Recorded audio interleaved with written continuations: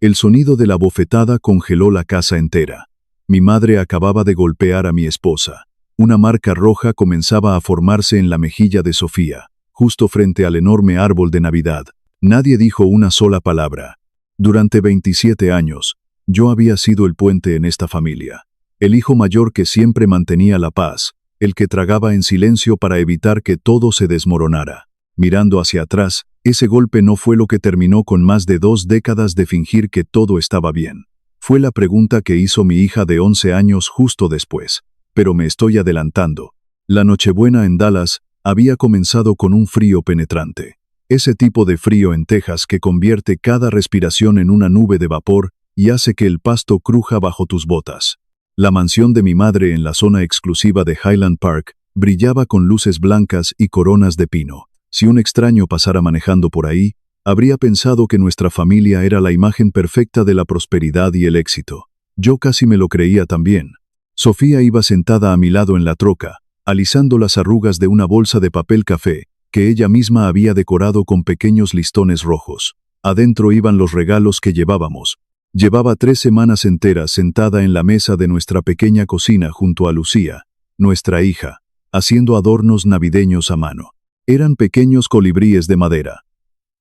En nuestras raíces, el colibrí es un símbolo de fuerza, de resiliencia y de sanación. Sofía y Lucía los habían pintado a mano, uno por uno, grabando cuidadosamente el nombre de cada miembro de la familia, con una herramienta de calor. Para nosotros, Lucía era un milagro absoluto. Después de casi 15 años de pensar que nunca tendríamos hijos, después de 2 pérdidas desgarradoras y un mar de lágrimas que nadie más vio, ella llegó a nuestras vidas. Cada Nochebuena con ella todavía se sentía como un regalo inmerecido. El dinero nunca había sido el punto de esos adornos que hicieron. El tiempo lo era, el amor lo era. Cuando finalmente entramos a la inmensa casa de mi madre, el aire ya estaba espeso. Olía a tamales gourmet, a canela, a maderas finas y a costosas velas de diseñador. Mi hermano menor, Javier, estaba sirviendo tragos en la sala, con esa actitud despreocupada de quien nunca ha tenido que pagar las consecuencias de sus propios errores. Su esposa, Camila, apenas levantó la vista. Estaba demasiado ocupada acomodando bolsas de regalo bajo el árbol. Todas y cada una de ellas llevaban los logotipos de las tiendas departamentales más exclusivas. Bolsas de papel grueso y brillante que gritaban cuánto dinero se había gastado en ellas. Camila notó nuestra sencilla bolsa de papel casi de inmediato. Lanzó una sonrisa que jamás llegó a sus ojos. «Oh», dijo con ese tono dulce que escondía tanto veneno. «Ustedes hicieron los regalos otra vez». Lucía sonrió con una inocencia que me rompió el corazón. «Hicimos algo para todos», dijo mi pequeña con una inmensa ilusión. No podía esperar para entregarlos a la familia. Sofía le apretó el hombro con orgullo. Yo observaba la escena, sintiendo ese nudo familiar formándose en mi estómago. Camila fue la primera en recibir su regalo. Lucía le entregó cuidadosamente un pequeño colibrí de madera, pintado de un rojo vibrante. Camila lo tomó con 2 dedos, casi como si estuviera sucio, y le dio la vuelta lentamente. «Vaya», forzó una carcajada corta y seca. «Están hechos a mano». El silencio cayó sobre la enorme sala. Camila ni siquiera hizo el intento de colgarlo en el árbol. Lo dejó abandonado sobre la mesa de centro de cristal. «Supongo que eso es lo que hace la gente cuando no puede permitirse comprar regalos de verdad», murmuró ella. Sofía mantuvo su sonrisa, aunque vi cómo sus ojos perdían un poco de luz. «Están hechos con mucho amor», respondió mi esposa, con una voz suave y firme. Camila se encogió de hombros con desdén. «Eso es lo que siempre dice la gente sin dinero», remató Camila sin el menor remordimiento. Miré hacia mi madre, Valeria. Ella había escuchado cada palabra. Simplemente le dio un sorbo a su copa de vino tinto importado. Esto no era nuevo. Mi madre había escapado de una pobreza devastadora. Creció con un padre alcohólico, viviendo de prestado, luchando por cada centavo y sintiendo vergüenza de su origen. Con los años y mucho esfuerzo, construyó un imperio de restaurantes y bienes raíces. Levantó una fachada de riqueza y estatus que la aterraba perder. Y en su desesperación por borrar su pasado, empezó a odiar profundamente cualquier cosa que se lo recordara. Sofía, que había crecido en un parque de casas rodantes en Odessa, Texas, se había convertido en el blanco perfecto para todo ese odio no resuelto de mi madre. Durante años, yo había presenciado docenas de momentos exactamente como este. Un comentario casual sobre la ropa sencilla de Sofía. Una broma pesada sobre el lugar humilde donde creció. Un desprecio sutil hacia su antigua vida.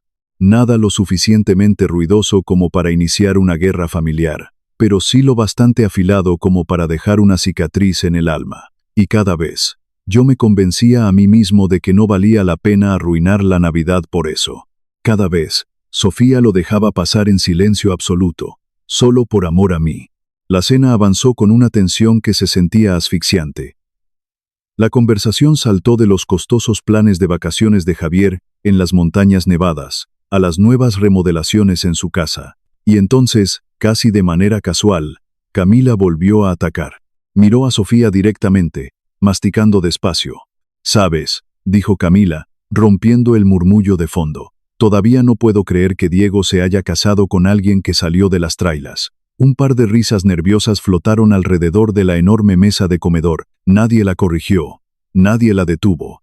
Sofía bajó su tenedor con una calma impresionante. Miró fijamente a Camila. «Por favor, para», dijo Sofía. Su voz era completamente tranquila, sin gritos, sin insultos.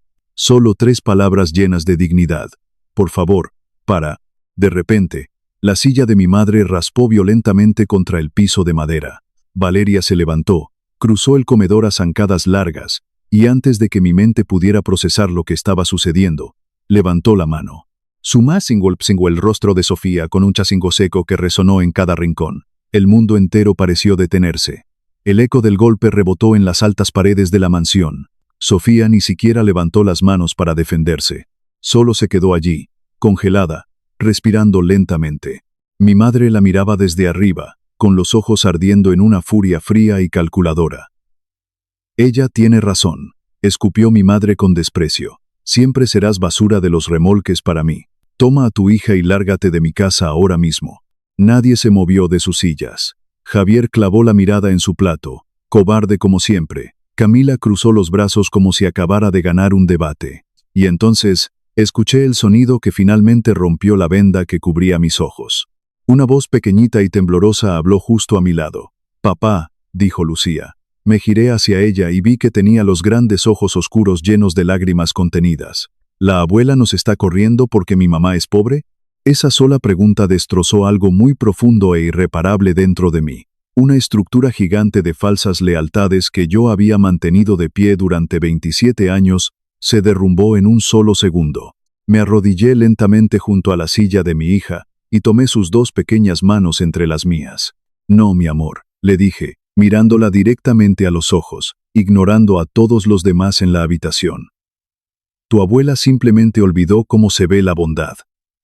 Lucía asintió una sola vez. No entendía completamente todo lo que pasaba, pero no necesitaba hacerlo. Me puse de pie. Mi madre me miraba fijamente desde el otro lado de la mesa, esperando que yo me disculpara con ella, esperando que yo, como siempre había hecho en mi vida, arreglara la situación, bajara la cabeza y mantuviera la maldita paz de la familia a costa de mi propia esposa. En lugar de eso, caminé hacia donde estaba Sofía. Le toqué el hombro suavemente. «¿Estás bien?», le pregunté en un susurro áspero. Ella asintió, aunque ambos sabíamos perfectamente que la respuesta era no. Le ayudé a ponerse su abrigo oscuro. Lucía se colgó su pequeña mochila al hombro sin que nadie se lo pidiera. Mientras caminábamos hacia la puerta principal, noté algo tirado debajo del borde de la gran mesa del comedor. Uno de los colibríes de madera se había caído al piso durante la conmoción. Estaba roto en 3 pedazos. Era el colibrí de Lucía. El mismo adorno que ella había pintado y grabado con tanto cuidado para su abuela. Me agaché lentamente en medio del silencio absoluto de la sala. Recogí cada pedazo roto, uno por uno. Los guardé con mucho cuidado en el bolsillo de mi chamarra, sintiendo los bordes astillados contra mi mano. Luego, caminé hacia la puerta de roble macizo. No hubo despedidas, no hubo gritos de mi parte, no hubo amenazas. Simplemente abrí la puerta y saqué a mi familia al frío helado de la noche. El camino de regreso a nuestra casa en los suburbios se sintió más largo que nunca. La nieve comenzaba a caer sobre la oscura autopista, cruzando el pavimento en lentas cintas blancas arrastradas por el viento. Nadie habló durante casi 20 minutos. El silencio dentro de la troca era denso, pesado, cargado de cosas que no se habían dicho durante años. Finalmente, Sofía rompió el silencio con un hilo de voz. «Lo siento mucho», susurró ella mirando por la ventana. Apreté mis manos alrededor del volante cubierto de cuero hasta que mis nudillos dolieron. «No», le respondí, sintiendo cómo se me quebraba la voz por el peso abrumador de mi propia culpa. «Yo soy el que lo siente profundamente. Pasé 27 años pidiéndote que tuvieras paciencia con ellos», le dije sin apartar los ojos de la carretera nevada. Cuando en realidad debí exigirles a ellos que fueran mejores personas. Sofía se inclinó y tomó mi mano derecha, sosteniéndola con fuerza durante el resto del camino a casa. Esa noche, el dolor familiar quedó sepultado por algo mucho más grande. 2 días después de esa Nochebuena, una tormenta invernal histórica azotó todo el estado de Texas. Un desastre que nadie vio venir con tanta fuerza. Las temperaturas cayeron bruscamente muy por debajo de los 0 grados. La nieve y el hielo grueso cubrieron las calles, colapsando la red eléctrica de la ciudad y congelando las tuberías de miles de hogares que no estaban preparados para ese tipo de clima extremo. En cualquier otro invierno de mi vida, mi rutina habría sido automática. Yo ya habría estado manejando hacia la casa de mi madre en Dallas con mi pesada caja de herramientas en la parte trasera de la troca. Yo siempre era el que arreglaba la caldera cuando fallaba. Yo era el que limpiaba los quemadores, el que drenaba las tuberías congeladas, el que mantenía su gran mansión funcionando sin cobrar un solo centavo. Porque si yo no lo hacía, absolutamente nadie más en esa familia sabía cómo hacerlo. La mañana del tercer día, mi teléfono vibró ruidosamente sobre la barra de la cocina. Había decenas de llamadas perdidas, pero solo escuché el primer mensaje de voz. Era mi madre. La escuché a través de la bocina, con una voz temblorosa, asustada, pero casi exigente. «Diego, la caldera principal se apagó», decía mi madre en la grabación. «El hielo está cubriendo las ventanas. Me estoy congelando aquí sola. Llámame de inmediato». Media hora después, llegó otro mensaje de voz urgente. Esta vez era de mi hermano Javier. «Diego, las tuberías del segundo piso de mi casa explotaron esta madrugada», gritaba casi en pánico. «Hay agua cayendo por todas partes y el techo se está arruinando. Ven a ayudarnos rápido. Los plomeros están cobrando una fortuna por la emergencia del clima». Me quedé parado en silencio frente a la ventana de mi cocina, sosteniendo una taza de café que ya se había enfriado por completo. 27 años de vieja costumbre me gritaban en la mente que tomara mis llaves de inmediato y fuera a rescatarlos. Salvarlos era mi identidad entera. Era mi función asignada en esa familia. Pero en lugar de moverme hacia la puerta, miré a través del cristal hacia nuestro pequeño patio trasero. Lucía estaba afuera, envuelta en su chamarra azul brillante, riendo a carcajadas mientras intentaba hacer el ángel de nieve más grande de su vida. Sofía salió al patio pisando la nieve fresca, llevándole una taza de chocolate caliente con malvaviscos. Ambas sonrieron inmensamente por algo que yo no pude escuchar a través del vidrio. Por primera vez en toda mi vida, me di cuenta de una verdad absoluta. Mi verdadera familia estaba compuesta por solo 3 personas. El teléfono volvió a sonar sobre la barra. Javier, otra vez, desesperado. Lentamente, le di la vuelta al aparato dejándolo boca abajo y lo silencié por completo. Sofía entró a la casa unos minutos después, sacudiéndose la nieve de las botas. Vio la pantalla encendida del teléfono reflejándose en la madera, y luego me miró a mí con profunda compasión. «Sabes que todavía puedes ir a ayudarlos», me dijo suavemente. «Sé que no serías un hombre débil si decides hacerlo hoy». La miré a los ojos y negué con la cabeza, sintiendo una extraña y liberadora paz. «No», le respondí, «y tampoco te estaría protegiendo a ti si sigo fingiendo que el golpe de esa noche no pasó nada». Le tomé las manos, que aún estaban frías por haber jugado en la nieve. «No te estoy pidiendo que elijas entre tu propia madre y yo», dijo ella, bajando la mirada al suelo. «Ya lo hice», le contesté sin dudar un segundo. Y la verdad es que debí haberlo hecho hace muchos años atrás. Durante toda la semana siguiente, el frío implacable no cedió, y yo no respondí ni una sola de sus llamadas. Las noticias locales mostraban sin parar imágenes del tremendo desastre en toda la zona metropolitana de Dallas. Las majestuosas casas de lujo estaban inundadas. los techos colapsados bajo el peso del hielo acumulado. Cada vez que mi teléfono sonaba, sentía una punzada de ansiedad en el pecho, pero dejaba que mandara la llamada al buzón. No se trataba de una venganza cruel. Se trataba de que, por primera vez en nuestra historia, las personas que siempre me habían utilizado tendrían que enfrentar el peso del mundo real. A mediados de enero, cuando la gruesa capa de nieve finalmente comenzó a derretirse en las banquetas, alguien golpeó la puerta de nuestra casa. Los golpes fueron con tanta fuerza y desesperación que los cristales de la entrada temblaron. Caminé despacio hacia la entrada y abrí. Era Javier. Su rostro lucía pálido, demacrado, al menos 10 años más viejo de lo que jamás lo había visto. Sus ojos estaban inyectados en sangre, llenos de una mezcla de furia absoluta y agotamiento mental.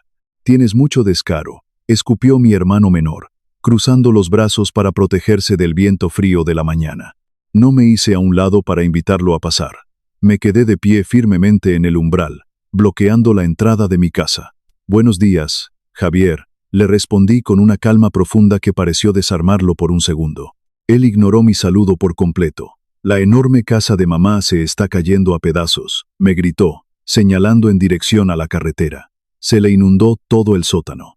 «Ahora está ahogada en facturas de reparación y papeleo legal, y tú estás aquí escondido, actuando como si nada hubiera pasado». Lo miré directamente a los ojos, sin parpadear. «Yo no la obligué a abofetear a mi esposa frente a mi hija», dije lentamente, asegurándome de que cada palabra cayera sobre él con todo su peso. Javier soltó un bufido de frustración y pateó el escalón.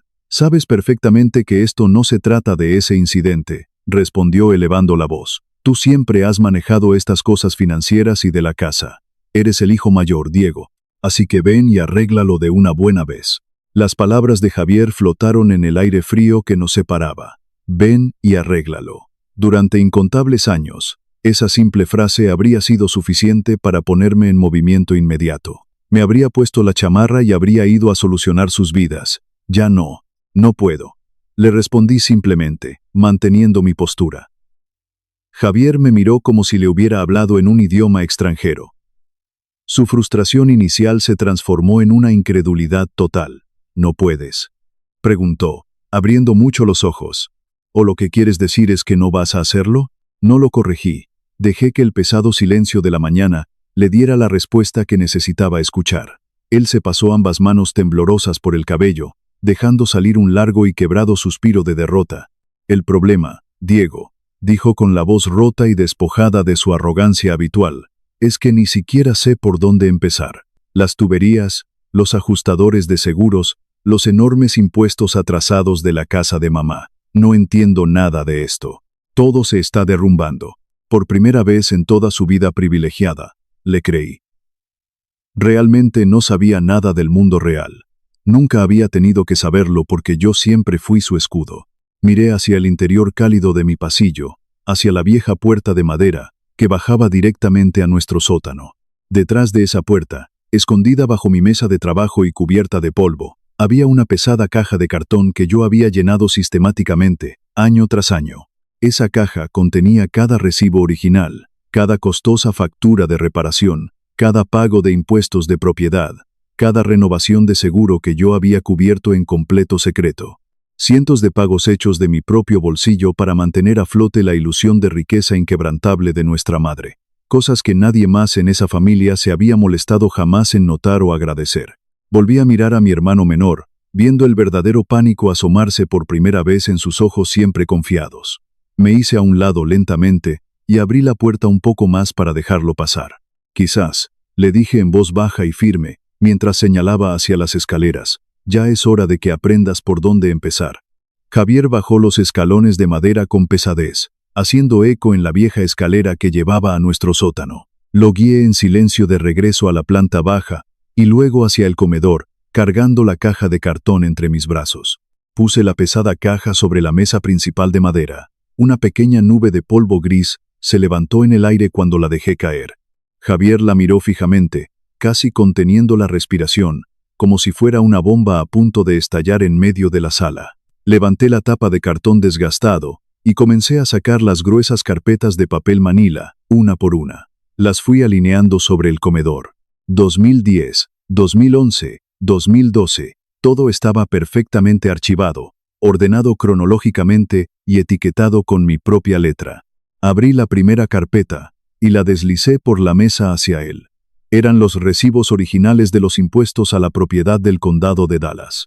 Javier parpadeó varias veces, genuinamente confundido, leyendo las altas cifras impresas en el papel oficial de la ciudad. «Tú pagabas esto cuando la pensión de mamá no alcanzaba», murmuró él. Su voz sonaba lejana, vacía, casi infantil. No dije nada. Solo abrí la siguiente carpeta y la puse junto a la primera. Reparaciones mayores del techo después de una tormenta de granizo de hace 5 años. Mantenimiento anual y reemplazo de piezas de la enorme caldera. Renovaciones de la póliza de seguro de la mansión. Copagos de medicinas que el seguro de mi madre no cubría. Recibos de gasolina de docenas de viajes de emergencia al hospital metodista. Javier dejó de pasar las páginas. Sus manos comenzaron a temblar ligeramente. El silencio en el comedor se volvió tan denso que casi se podía tocar. «¿Cuánto es en total?», preguntó en un susurro ronco, sin atreverse a levantar la vista de los papeles. «Dejé de sumar hace muchos años», le respondí, cruzándome de brazos y mirándolo desde el otro lado de la mesa. «No me mientas, dime la verdad», exigió Javier, y esta vez su voz se quebró por completo. «Son más de $70,000», dije con una calma profunda que pareció destrozarlo por dentro, repartidos a lo largo de 12 largos años. $70,000 exactos de mis propios ahorros para que nuestra madre pudiera seguir fingiendo que el dinero le sobraba y que su vida era perfecta.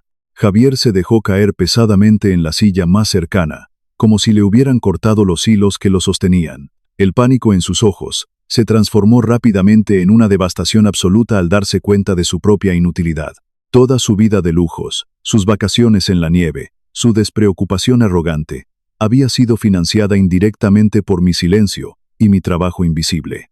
En ese preciso momento, la puerta principal de la casa se abrió de golpe sin que nadie tocara. Camila entró pisando fuerte, envuelta en un enorme abrigo de diseñador, y sacudiéndose la nieve de sus costosas botas de cuero. «Sabía que tu troca estaba aquí afuera», dijo ella con su habitual tono de superioridad, caminando directamente hacia donde estábamos nosotros.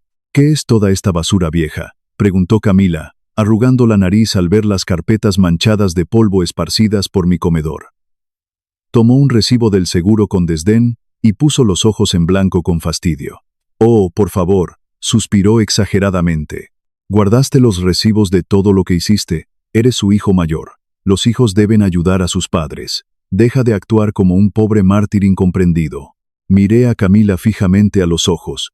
Su arrogancia ciega era exactamente el veneno que había infectado a mi familia durante décadas. «Nunca dije que los hijos no debieran ayudar a sus padres», le respondí, bajando la voz hasta que sonó fría como el hielo de las calles. «Entonces, ¿cuál es tu maldito punto con todo este teatro?», replicó ella, cruzándose de brazos a la defensiva.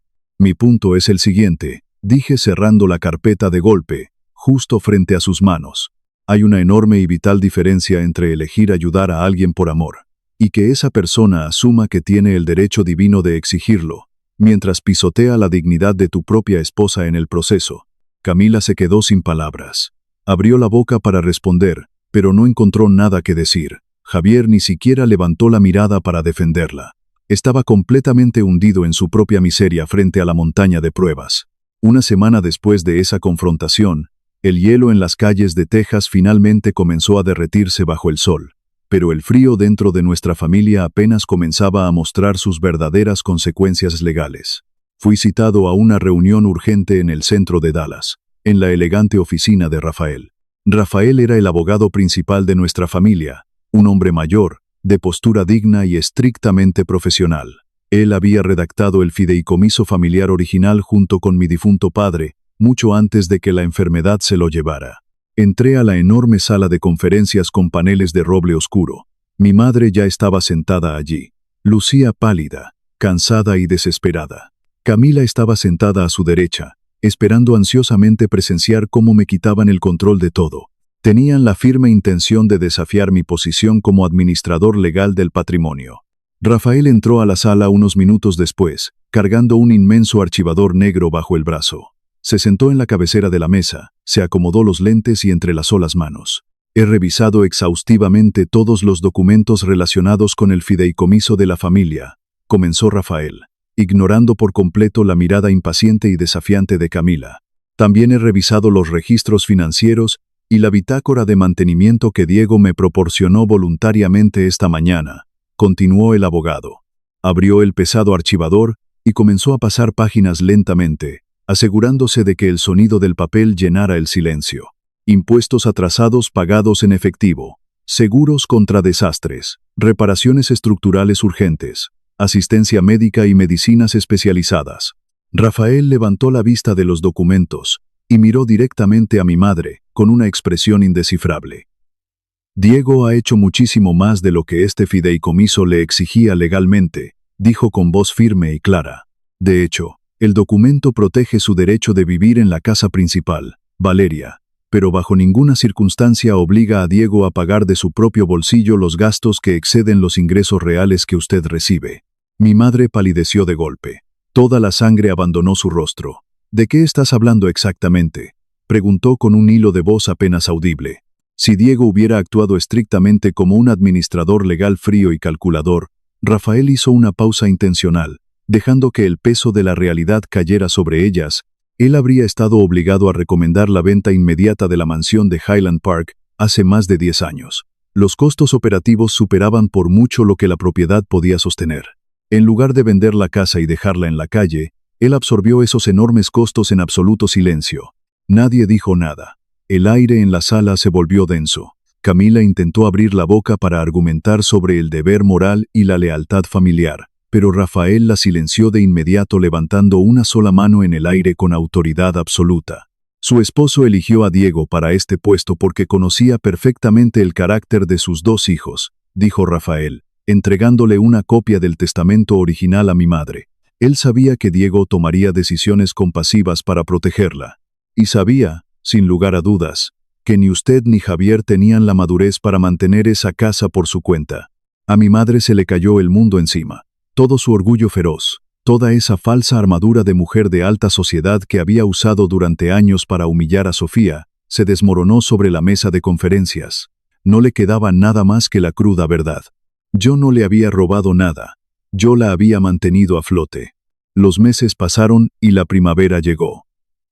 La dinámica familiar se cortó de raíz. Mi teléfono dejó de sonar con exigencias absurdas a altas horas de la noche. La toxicidad constante desapareció de nuestra rutina, y por primera vez en toda nuestra historia juntos, mi casa se llenó de una paz verdadera y duradera. Lucía volvió a sonreír sin ese miedo constante a equivocarse frente a la familia. Una tarde cálida, regresó corriendo de la escuela con un gran diploma en las manos. Había ganado el primer lugar en la competencia de arte de su distrito escolar. La pieza ganadora era el colibrí de madera pegado con pegamento, aquel que mi madre había roto contra el piso en la cena de Nochebuena. El verano sofocante llegó a Texas con su calor implacable. A finales de junio, un sobre solitario apareció en nuestro buzón de correo. Reconocí de inmediato la elegante y aguda caligrafía de la portada. Era de mi madre. Adentro del sobre, solo había una hoja de papel doblada a la mitad. No había largas excusas, ni reclamos, ni intentos de manipulación emocional. Solo decía una cosa con tinta negra. Si me lo permiten, me gustaría mucho asistir a su parrillada del 4 de julio. Solo un rato. Dejé la carta sobre la barra de la cocina. No iba a tomar esta decisión yo solo. Se la entregué a Sofía y llamé a Lucía para que la leyeran juntas. Ellas eran las verdaderas víctimas de los eventos de esa noche invernal. Si alguien tenía el derecho absoluto de decidir si mi madre volvía a cruzar la puerta de nuestra casa, eran ellas 2. Sofía leyó la pequeña nota en silencio. Miró a nuestra hija, acarició su cabello y luego me miró a mí. Su inmensa capacidad de perdonar siempre fue algo que superaba por completo mi entendimiento.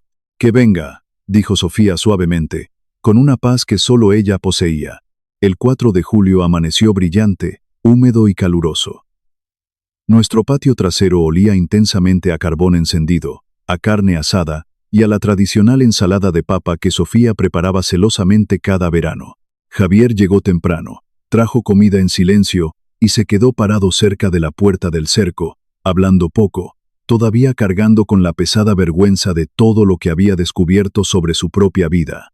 Poco después del mediodía, Un auto se detuvo lentamente frente a la entrada de nuestra casa. Mi madre bajó sola, sin chofer y sin compañía. No llevaba sus enormes joyas de oro, ni sus ropas de diseñador exclusivas. Venía vestida con una blusa sencilla de algodón azul y zapatos bajos muy cómodos. Por primera vez, se veía humana, vulnerable y mucho mayor. Caminó hacia el patio trasero sosteniendo una pequeña caja de cartón envuelta en papel simple. No intentó abrazar a nadie al llegar. No fingió sonrisas. Caminó directamente hacia donde estaba parada Sofía. «Te debo algo que nunca te di», dijo mi madre, con la voz temblorosa en medio del aire cálido del verano. «Te debo mi más profundo respeto». Sofía se limpió las manos en su delantal de tela y esperó en completo silencio. Pasé la mayor parte de mi vida adulta, fingiendo que venía de un lugar mucho mejor del que realmente vine, continuó mi madre. Miró al pasto verde antes de reunir el enorme valor necesario para ver a Sofía directamente a los ojos. Mi padre bebió hasta perder absolutamente todo lo que teníamos. Vivimos en un parque de casas rodantes en condiciones miserables, igual que tú. Sofía se sorprendió levemente, pero no dijo una sola palabra. Javier también levantó la cabeza desde el otro lado del patio, escuchando asombrado un secreto oscuro que había sido enterrado celosamente por décadas. «Yo odiaba esa vida con toda mi alma», dijo mi madre, y las lágrimas comenzaron a rodar libremente por su rostro sin maquillaje. Me prometí a mí misma que nunca volvería a ser pobre ni a sentir ese dolor. Pero en el camino hacia el éxito, comencé a aterrorizarme de cualquiera que me recordara de dónde venía. Te juzgué y te maltraté porque tú representabas todo lo que yo quería arrancar y borrar de mi propia historia. Mi madre tomó aire profundamente, temblando ligeramente de los hombros. «El golpe que te di en la cara», cerró los ojos por un segundo lleno de dolor, «es algo que lamentaré amargamente por el resto de mi vida. Fui cruel. Fui un monstruo contigo por mis propios miedos, y lo siento desde el fondo de mi alma». Sofía asintió lentamente. No corrió a abrazarla, ni borró mágicamente el dolor, pero su rostro se suavizó, aceptando la innegable verdad de esas disculpas. Mi madre se giró entonces hacia Lucía. Mi pequeña hija la miraba con mucha cautela desde la orilla del jardín.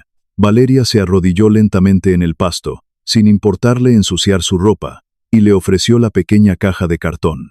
Lucía la abrió despacio, con las manos temblorosas. Adentro descansaba el colibrí rojo de madera. Mi madre había mandado a restaurarlo pacientemente con un verdadero artesano. La grieta seguía ahí, visible si la mirabas de cerca, pero el adorno estaba entero de nuevo, unido por líneas finas, firmes y cuidadosas. «No pude hacerlo perfecto otra vez», susurró mi madre, con la voz quebrada, «pero recogí cada pieza rota del suelo después de que se fueron, y quería que supieras que nunca dejé de intentar arreglarlo». Lucía miró el pájaro de madera entre sus manos. Luego miró a Sofía. Sofía solo le dedicó una pequeña sonrisa reconfortante, dándole permiso silencioso para sentir lo que fuera necesario. Lucía dio un paso al frente y rodeó el cuello de su abuela con sus pequeños brazos. Valeria rompió a llorar profundamente en el hombro de mi hija.